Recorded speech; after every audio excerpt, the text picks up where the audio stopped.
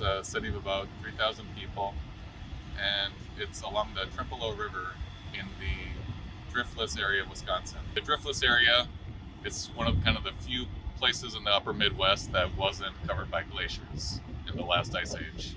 So the landscape is a little bit different. There's a lot of bluffs and valleys, and you also have interesting drainage problems. And part of Arcadia is within the Trempealeau floodplain, and it's vulnerable to flooding. And so the Corps of Engineers is working with the city of Arcadia to design and construct a flood protection system for the city of Arcadia in this area. Where we're at right now with this project is we're trying to collect data.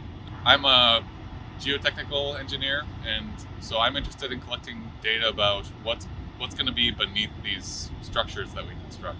So the soils or rocks, in this case it's soils. And there are different ways that we can do this. We can do standard soil borings where we drill into the ground and collect samples, and then we can test the samples in a laboratory.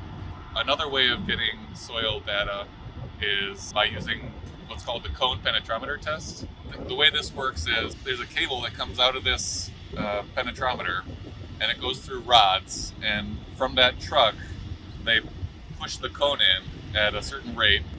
This tip and sleeve measure the force, and there's also a water pressure sensor, and it collects the data on the cone and sleeve force and water pressure continuously as it's pushed into the ground. So it goes deep into the ground. Like, these holes are typically 60 to 70 feet. So when they're done with that, we can collect all the data and put it together with our lab data from our regular borings.